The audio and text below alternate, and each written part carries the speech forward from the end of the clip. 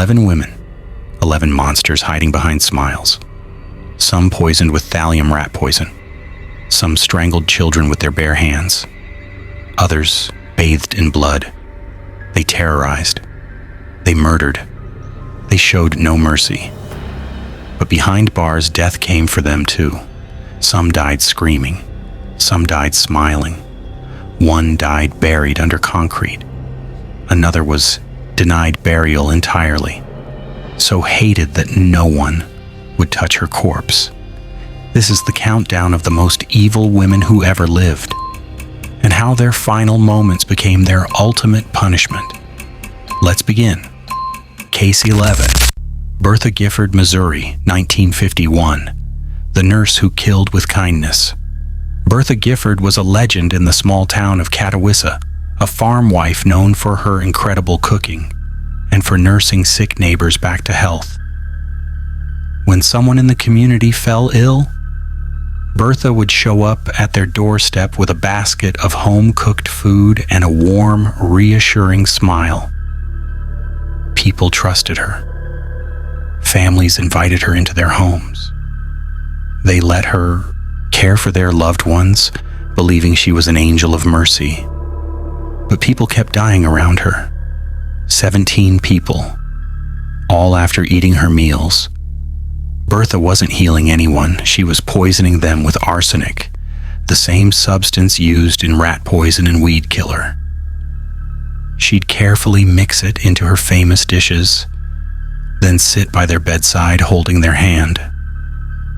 She'd watch them convulse and vomit, their bodies racked with pain until they finally stopped breathing. Then she'd pack up her things, offer her condolences to the family, and move on to the next victim. For years, no one suspected the sweet farm wife. Deaths in rural Missouri were common. People attributed the illnesses to natural causes, bad luck, weak constitutions, God's will.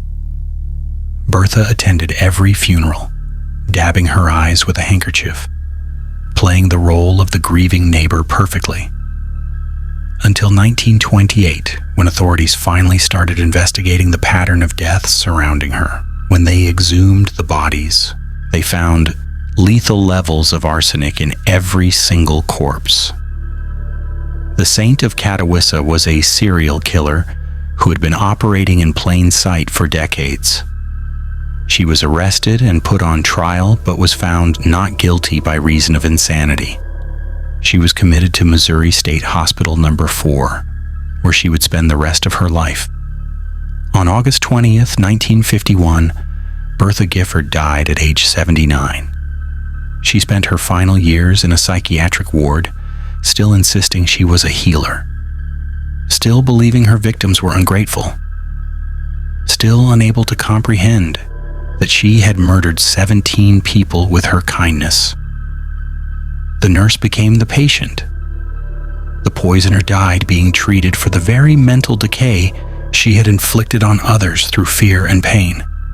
17 people dead from home-cooked meals, and she never stopped smiling, never stopped believing she was an angel.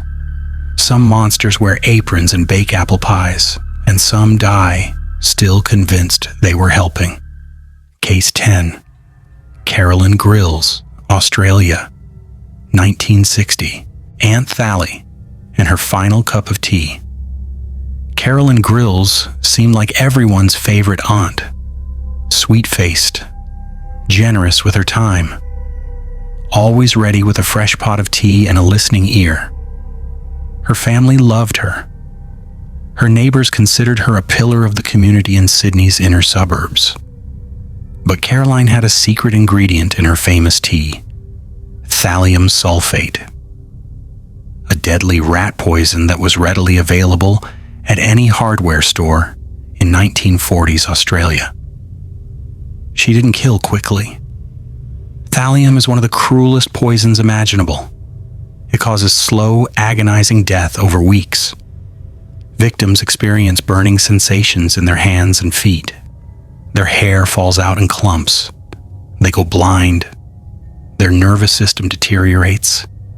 They suffer excruciating stomach cramps and vomiting. And through it all, they remain conscious, fully aware of their bodies shutting down. Carolyn poisoned her stepmother, Christiana Mickelson, then her relatives, then her sister-in-law.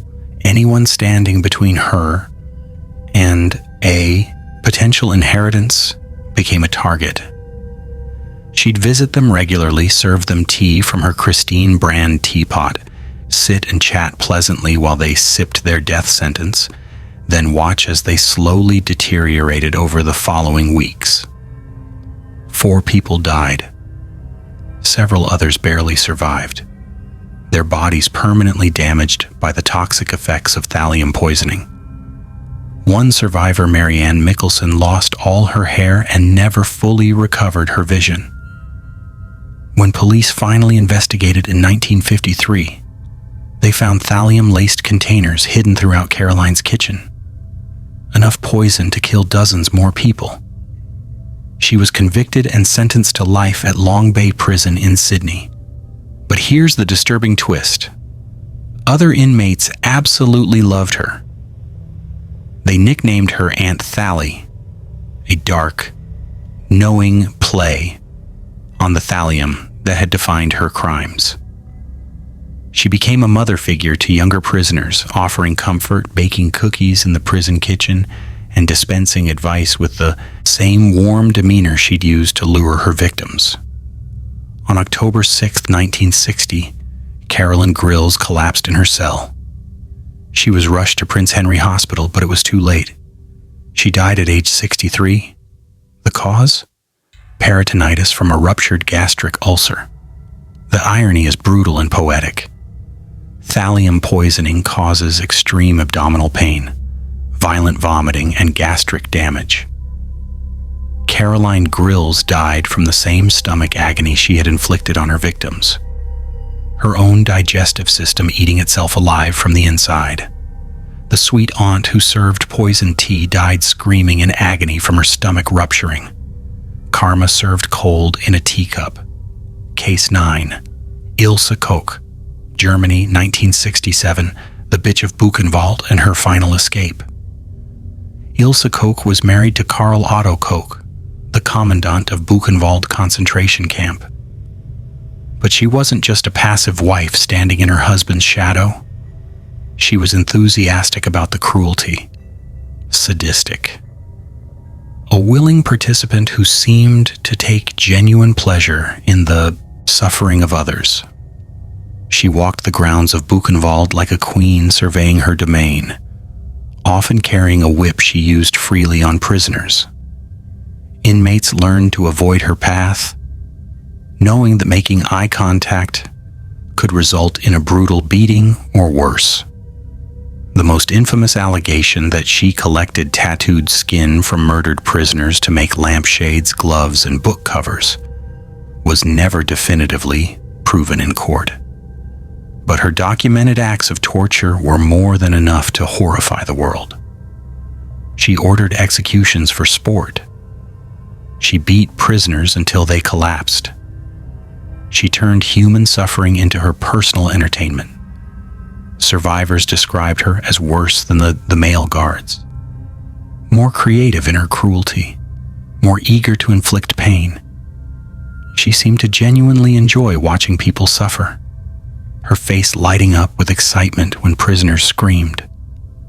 When the Allies liberated Buchenwald in April 1945, the evidence against her was overwhelming. She was initially sentenced to life by an American military tribunal, then later tried and convicted by a German court in 1951, receiving another life sentence at Eichach Women's Prison in Bavaria. For 16 years, she lived behind bars. She maintained her innocence throughout, insisting she was just a good German wife who knew nothing of the atrocities. She wrote letters to her son Uwe, painting herself as a victim of Allied propaganda.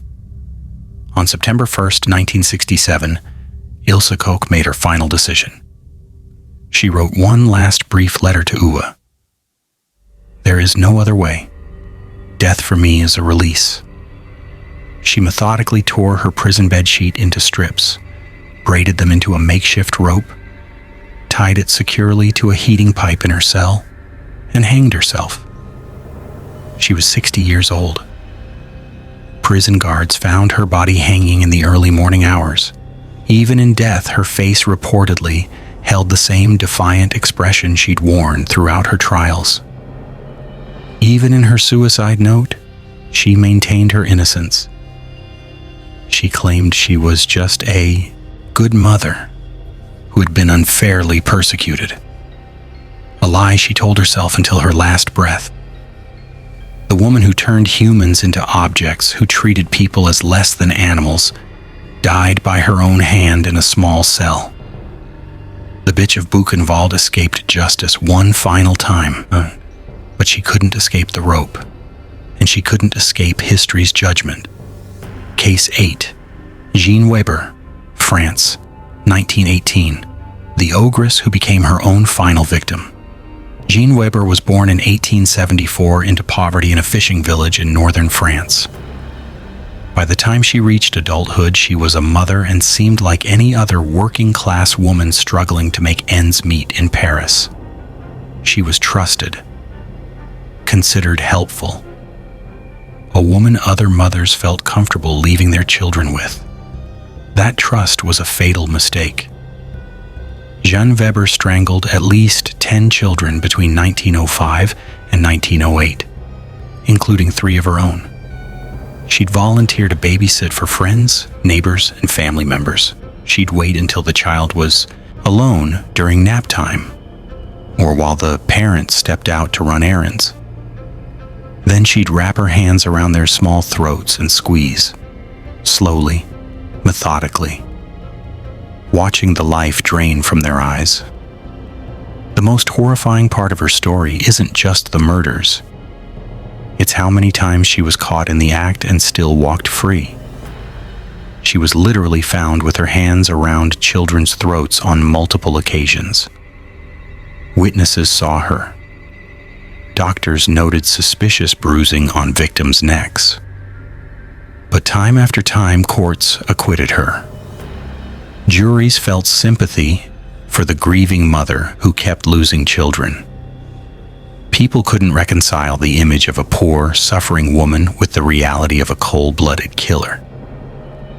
The French press even defended her, publishing articles about the witch hunt against an innocent woman. She became a cause célèbre, proof of how the justice system persecuted the poor. She moved from Paris to different regions of France, changing her identity, finding new victims. She worked as a children's caregiver at an orphanage. She continued killing. Finally, in 1908, she was caught at an inn in Commercy. A mother returned early from an errand and found Jeanne Weber with both hands wrapped around her 10-year-old son, Marcel Poirot's throat. The boy was turning blue. There were witnesses. This time there was no escape. She was arrested, evaluated, and declared criminally insane. She was committed to Merville Asylum in northeastern France. On July 5, 1918, Jeanne Weber was found dead in her asylum cell. The cause of death? Manual strangulation. She had used her own hands to choke herself to death. This is a feat that is medically near impossible. The human body's survival instinct kicks in as oxygen deprivation increases. Most people lose consciousness before they can complete the act. But Weber's extreme psychosis gave her the strength to override every biological impulse screaming at her to stop. She sustained pressure on her own throat even as her body fought desperately for air. Even as her vision blurred and her consciousness faded. She held on until she succeeded in strangling herself, becoming both murderer and victim in her final act. 10 children dead by her hands, and she became number 11. The strangler was strangled. The ogress devoured by her own madness. The woman who couldn't be stopped by the justice system was finally stopped by herself. Case 7, Jane Toppan, Massachusetts, 1938. Jolly Jane and the medicine she learned to fear. Jane Toppan was born Honora Kelly in 1857, abandoned by her father at an orphanage in Boston. She was eventually taken in by the Toppan family as an indentured servant. By all accounts, her childhood was lonely and harsh. She grew up feeling unwanted, invisible, insignificant. She found her calling in nursing. She trained at Cambridge Hospital in Massachusetts, working her way up from a student nurse to a trusted caregiver. Finally, she had power. Finally, she mattered. But Jane wasn't interested in healing. She was obsessed with death. Not just causing it, experiencing it intimately. She was fascinated by the physical sensations, the exact moment when life left the body, the subtle changes in skin color and breathing patterns as someone died. She used morphine and atropine, carefully adjusting dosages to extend the dying process. She wanted to study death up close, and she found a deeply disturbing way to do it. Jane would climb into bed with her dying patients. She'd hold them close, feeling their heartbeat slow against her chest. She'd watch their pupils dilate. She'd feel the exact moment their breathing stopped. She later confessed that she derived sexual pleasure from these intimate moments with death. She killed patients at Cambridge Hospital and Massachusetts General Hospital. But that wasn't enough. She expanded her operation, working as a private nurse for wealthy families. She'd move into their homes, poison the parents with prescription medication, then comfort the newly orphaned children. She'd stay for weeks, playing the role of the devoted caregiver while cashing checks and stealing valuables. She confessed to 31 murders, but the true number is believed to be much higher, possibly over 100. She once told investigators that her greatest ambition was to kill more people, helpless people, than any other man or woman who has ever lived.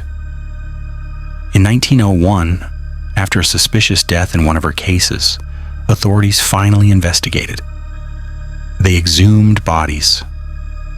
They found lethal doses of morphine and atropine in every corpse connected to Jane Toppan. At trial, she was found not guilty by reason of insanity and committed to Taunton State Hospital in southeastern Massachusetts. She would spend 36 years there, longer than she'd spent as a free woman. For decades, she lived in relative comfort in the asylum. She was considered a model patient, friendly, helpful, always smiling, hence her nickname Jolly Jane. But in her final years, something changed. Jane became terrified of the very thing she had loved: poison. She developed intense paranoia, convinced that the hospital staff was trying to poison her food as revenge for her victims. She refused to eat meals. She'd scream at nurses bringing her medication. She'd knock cups of water out of orderlies' hands, certain they were laced with deadly substances. The woman who had spent decades perfecting the art of poisoning became consumed by fear of being poisoned herself. She'd check her food obsessively, sniffing it, inspecting every bite. She lost weight rapidly. Her mental state deteriorated further. On August 17, 1938, Jane Toppan died at Taunton State Hospital at age 84. The cause was listed as natural causes, old age, and general decline. But she died terrified, convinced until her last breath that poison was coming for her, screaming about threats that didn't exist, haunted by the very methods she'd perfected. The nurse who killed with medicine died, afraid of every pill, every meal, every cup of water. Jolly Jane's final years were spent in terror of her own shadow. The woman who found pleasure in death died afraid of it. Before we continue to the top 6 most evil women, I have to know, where are you watching from right now? Drop your city and country in the comments. I'm reading every single one. I want to see how far these dark stories are reaching across the globe. Are you watching from New York? Lagos? London? Sydney? Let me know. And if you're still here after 5 cases of pure evil, hit that subscribe button. Because the next 6 cases, they get darker. They get more twisted. The deaths become more brutal, and number 1 will leave you absolutely speechless. Trust me, you don't want to miss what's coming. Now let's continue to the top 6. Case 6. Delfina Gonzalez, Mexico, 1968, the concrete coffin. Delfina Gonzalez wasn't just a killer, she was an empire builder of death. She and her 3 sisters, Maria de Jesus, Maria del Carmen, and Maria Luisa, collectively known as Las Poquianchis, ran one of the most brutal criminal operations in Mexican history. They operated a network of brothels across multiple states in central Mexico during the 1950s and 1960s. They lured young women and girls with newspaper advertisements promising good jobs as maids or seamstresses. These women came from poor rural areas, desperate for work and a better life. They trusted the Gonzalez sisters. That trust was fatal. Once the women arrived, they were trapped, forced into debt slavery, told they owed money for transportation, room, and board, beaten into submission, starved until they complied, forced into prostitution. Those who resisted were killed. Those who became pregnant were killed. Those who got sick or grew too old were killed. The sisters were ruthless business operators. They ran their empire with cold efficiency. Delfina was the leader, the enforcer, the one who personally carried out many of the murders. She strangled women, ordered others buried alive, beat victims to death with her bare hands. Over 90 women died at their hands across multiple locations. When police finally raided their operation in Guanajuato in 1964, they found mass graves, bodies buried in the courtyards, remains hidden in walls. The horror was so extensive that excavations continued for weeks. The trial was a media sensation. All 4 sisters were convicted and sentenced to 40 years in prison, the maximum sentence under Mexican law at the time. Delfina was sent to a prison in Irapuato, Guanajuato. Even behind bars, her reputation preceded her. She was segregated from other inmates because of threats on her life. Inmates whispered her name with fear. Guards avoided her cell unless absolutely necessary. She was the monster everyone feared to face. On October 17, 1968, 4 years into her sentence, something impossible happened. Construction workers were doing repairs on the prison building. One worker, a young man in his 20s, had heard stories about the infamous Poquianchi sister locked inside. He was curious, morbidly fascinated. He wanted to catch a glimpse of the woman who had murdered so many. He climbed scaffolding near the area where female prisoners were held during their daily yard time. He tried to peer through a gap in the structure, leaning over with a bucket of wet cement in his hands. He lost his balance. The bucket tipped. The entire contents, approximately 5 gallons of wet cement, poured directly onto Delfina Gonzalez's head as she walked below. She collapsed immediately, but she didn't die instantly. The chemical burns from the lime and the concrete were severe, eating through her scalp and skin. The impact from the weight caused massive head trauma and internal injuries. She was unable to speak, her mouth and nose filled with hardening cement. She was carried to the prison infirmary, but there was nothing they could do. She suffered for several hours unable to breathe properly, her face and scalp covered in concrete that was slowly hardening like a death mask. She finally died in agony, suffocating under the weight of the cement. The official report called it a tragic accident. But locals whispered something different. They said it wasn't an accident at all. It was divine punishment. The spirits of the 90 women she had murdered had finally gotten their revenge. Delfina Gonzalez, who had buried so many women in concrete and earth, died buried under concrete herself. A serial killer who built an empire on the broken bodies of 90 women died from a bucket falling from the sky, killed by gravity and cement, a death as brutal and random as the ones she inflicted. Case 5. Nanny Doss, Oklahoma, 1965, the giggling granny who smiled until cancer silenced her. Nanny Doss was born Nancy Hazel in 1905.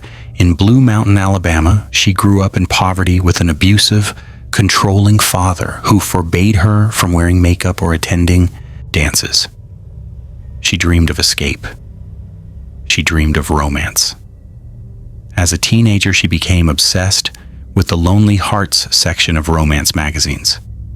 She devoured stories of perfect love, passionate marriages, and happily ever afters.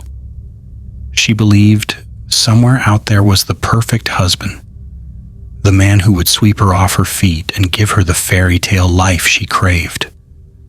Reality never matched the fantasy, so she reached for the rat poison. Her first husband, Charlie Braggs, was an alcoholic. He disappointed her. 2 of their 4 children died mysteriously in 1927, officially ruled as food poisoning. When Charlie became suspicious and left with their 2 surviving daughters, Nanny didn't chase him. She simply found husband number 2. Frank Harrelson was a drinker and womanizer. Nanny poisoned him in 1945, collecting his life insurance. Then came Arlie Lanning in 1947, poisoned within 3 years of marriage. Then Richard L. Morton in 1952, dead within months. And finally Samuel Doss in 1954, who lasted only a few months before dying of what doctors initially thought was a heart attack. But Samuel's death raised suspicions. His doctor noted unusual symptoms. An autopsy was ordered.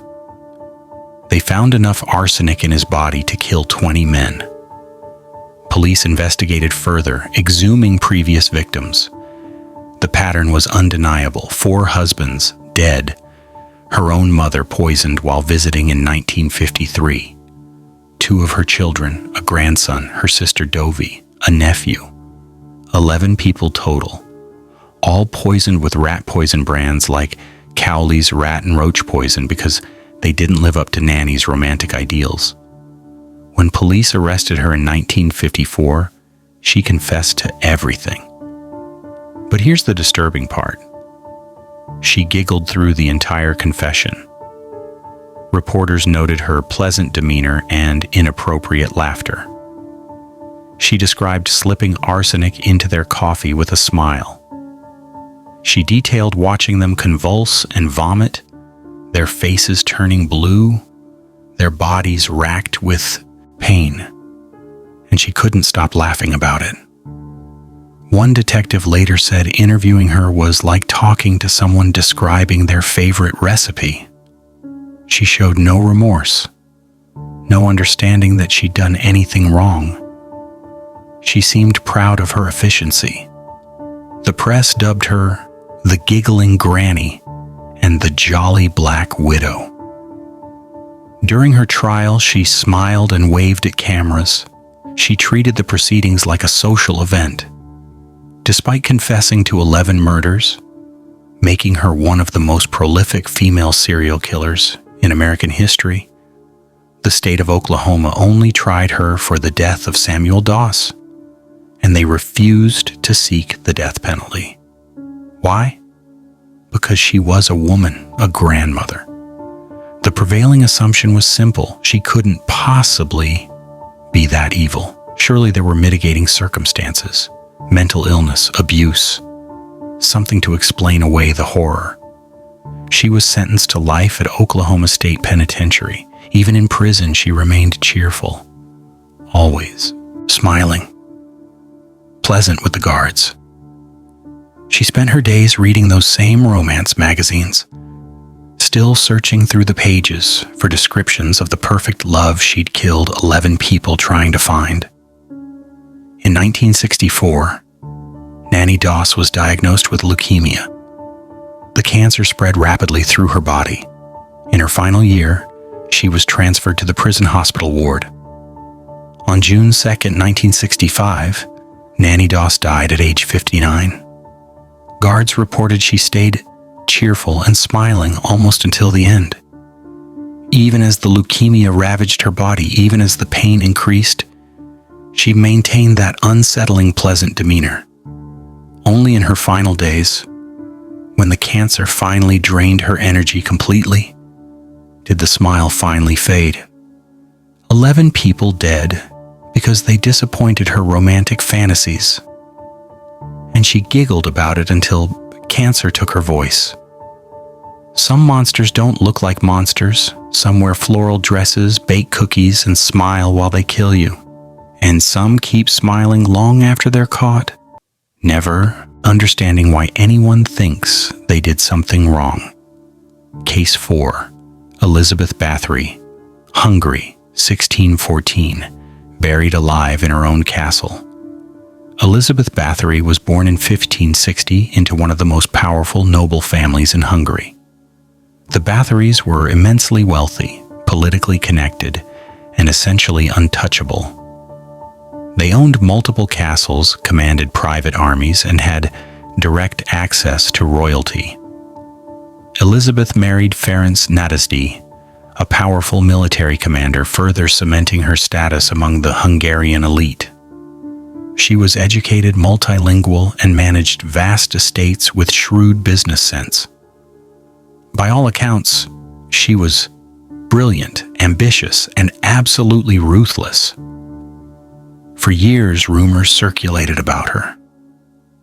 Servant girls who went to work at her castles never came home. Families would make inquiries and be told their daughters had run away or died of illness. The numbers kept growing, dozens of girls, then hundreds.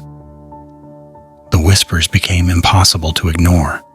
Local clergy started documenting complaints. Lesser nobles began demanding investigations.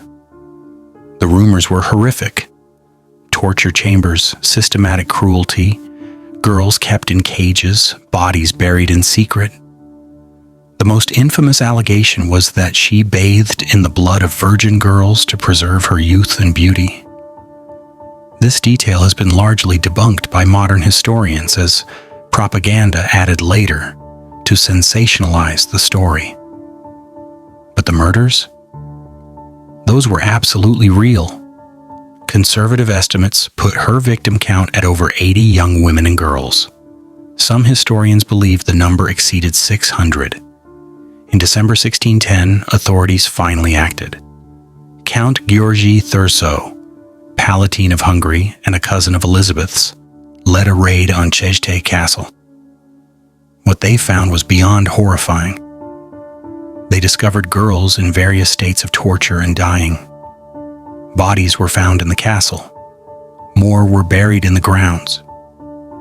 They found evidence of systematic abuse, torture devices, cells for imprisonment, documentation of victims. Witnesses came forward. Servants who had seen the atrocities, girls who had barely escaped. But here's the problem. Elizabeth Bathory was too powerful to execute. Her family was too connected. A public trial would be a scandal that could destabilize the political balance of Hungary. Executing a woman of her status was unthinkable. So they chose a different punishment, one designed to erase her from existence while keeping her alive. A living death. In 1610, they walled Elizabeth Bathory into her own rooms at Sate Castle. They bricked up the windows, They sealed the doors. They left only a tiny slit at floor level, just large enough to pass food through and allow minimal air circulation. She was 50 years old when they sealed her inside. No human contact, no sunlight, no sound except her own breathing echoing off stone walls. She lived in total darkness, complete isolation. She could hear activity in the castle, footsteps, voices, life continuing without her. But she couldn't reach it. She was a ghost in her own home. For 4 years she lived in that darkness. Meals were pushed through the slit.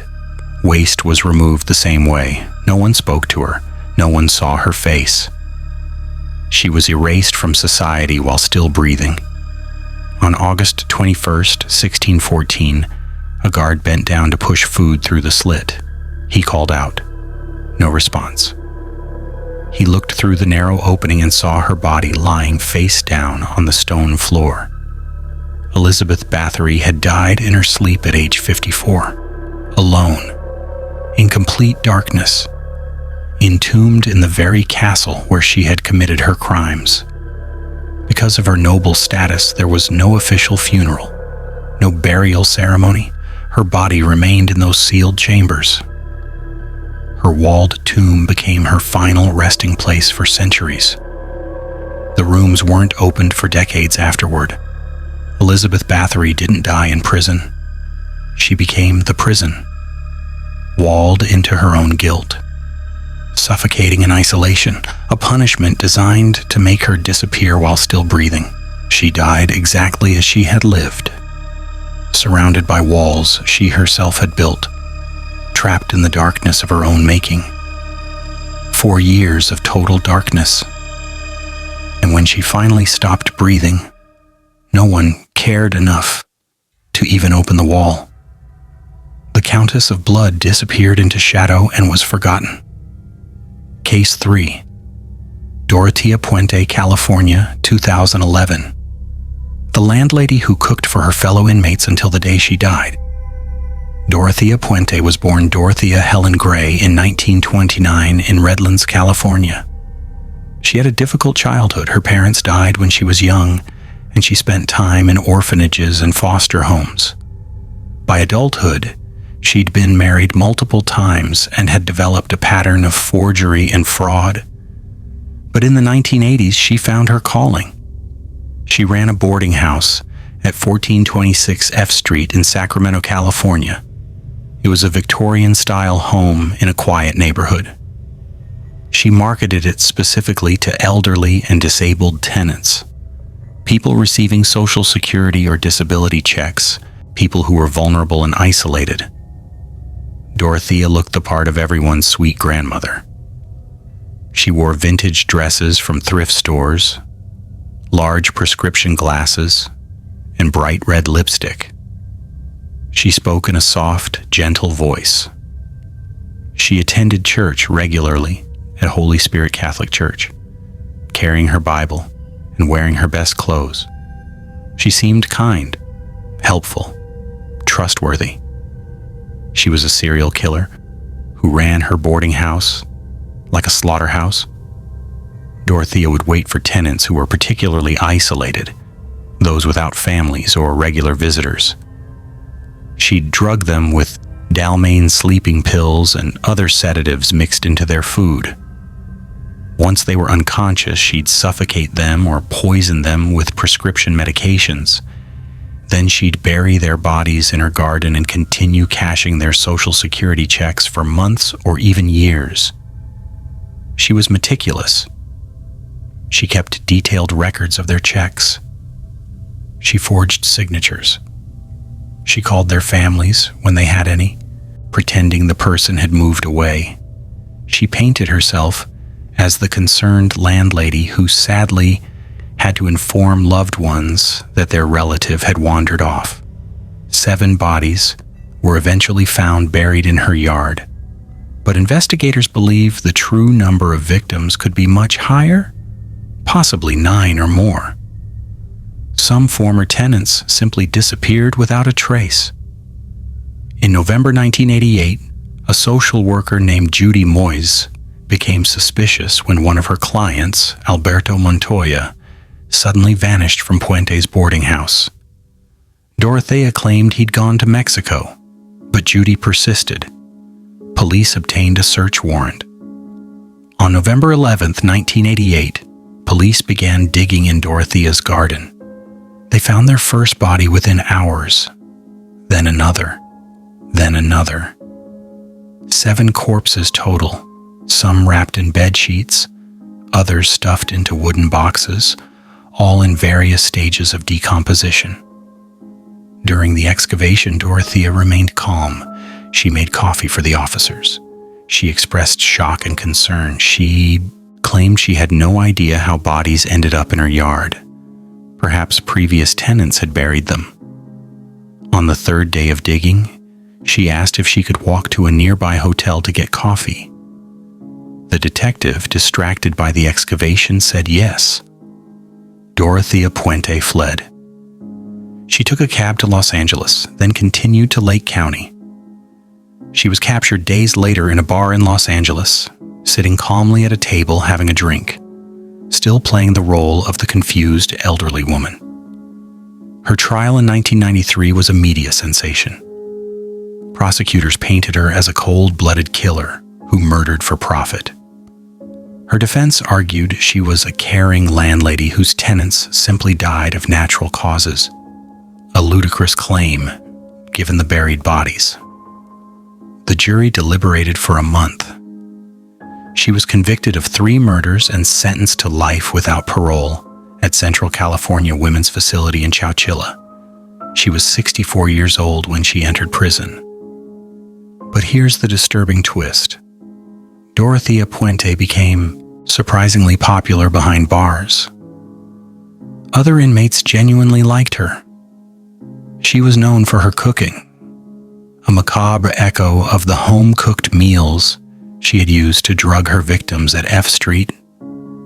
She shared recipes for casseroles, pot roasts, and desserts. She offered motherly advice to younger inmates. She crocheted blankets. She played the sweet grandmother role even in a maximum security prison. She never admitted guilt. In interviews, she maintained her innocence. She claimed the prosecution had railroaded her. She insisted her tenants died of natural causes, and she had simply panicked and made poor decisions about the bodies. On March 27, 2011, at 10:15 a.m., Dorothea Puente died in her sleep at the prison medical facility. She was 82 years old. The cause was natural causes, simply old age. She had spent over 2 decades behind bars. Until her last breath, she insisted she was innocent. Her final recorded statement to a journalist in 2009 was defiant. "I didn't kill anyone. They all died of natural causes. I had nothing to do with it." 7 confirmed bodies buried in her garden. Years of cashing dead people's Social Security checks. And she maintained her innocence to the very end, never breaking character, never admitting what she'd done. Dorothea Puente died peacefully in her sleep, far more peacefully than any of her victims, who died drugged and suffocated in her boarding house.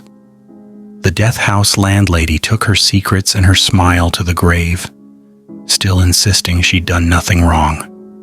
Case 2. Myra Hindley, England, 2002. So hated that even death couldn't free her. Myra Hindley was a typist who fell in love with Ian Brady. Together they became the Moors murderers, torturing and killing children in the 1960s. They lured 5 children between the ages of 10 and 17, sexually assaulted them, tortured them, recorded their screams on tape, then buried them on Saddleworth Moor. One recording captured the voice of 10-year-old Leslie Ann Downey, begging for her life, begging to go home to her mother. Myra's voice is on that tape too, cold, mocking, telling the child to stop crying. The crimes were so horrific that Myra became the face of evil in Britain. Mothers clutched their children when her photo appeared on TV. The nation wanted her dead. She was sentenced to life, a whole life tariff. She spent 36 years in prison, longer than any other woman in UK history at that time. Over the years, she claimed she had changed. She became a devout Catholic. She expressed remorse. She begged for forgiveness. But Britain never forgave. The families never forgave. The nation never forgave. On November the 15th, 2002, Myra Hindley died at West Suffolk Hospital from respiratory failure. She was 60. A priest gave her the last rites. But her punishment continued even in death. Every funeral home refused her body. They feared riots, vandalism, violence. Eventually, authorities arranged a secret midnight cremation at an undisclosed location. Still classified today, even death couldn't free Myra Hindley from her prison. The most hated woman in Britain remained hated long after her heart stopped. Her ashes scattered in secret. Her name forever cursed. Case 1. Susan Atkins, California, 2009. The Manson girl who begged to die at home and was denied. Susan Atkins was a church choir girl in the 1960s. Quiet, obedient, a follower looking for meaning. Then she met Charles Manson. She became Sadie Mae Glutz, a devoted disciple willing to do anything for him, including murder. On August 9, 1969, she participated in the Tate murders. She stabbed Sharon Tate, 8.5 months pregnant, 16 times. When Sharon begged for her baby's life, Susan said, "Look, I have no mercy for you." She used Sharon's blood to write "pig" on the front door of the house. At trial, she showed chilling detachment, telling the grand jury her life didn't mean that much. That cold indifference defined her for decades. She was sentenced to death, later commuted to life. She spent over 40 years at Central California Women's Facility. In 2008, Susan developed terminal brain cancer. It ravaged her body. She became paralyzed. One leg was amputated. She couldn't speak. She was bedridden, entirely dependent on hospice care. Her husband requested compassionate release. Medical experts confirmed she posed zero threat. She was dying, painfully, slowly. The parole board denied it, unanimously. They cited her lack of remorse from 40 years earlier, even though she'd spent decades expressing regret.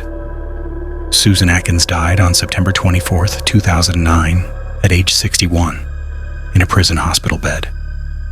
Her husband sang to her in her final days, one of her only comforts. Her last word, whispered before losing consciousness, "Amen." The girl who said her life didn't mean much died proving the state agreed. Paralyzed, voiceless, denied mercy until her final breath.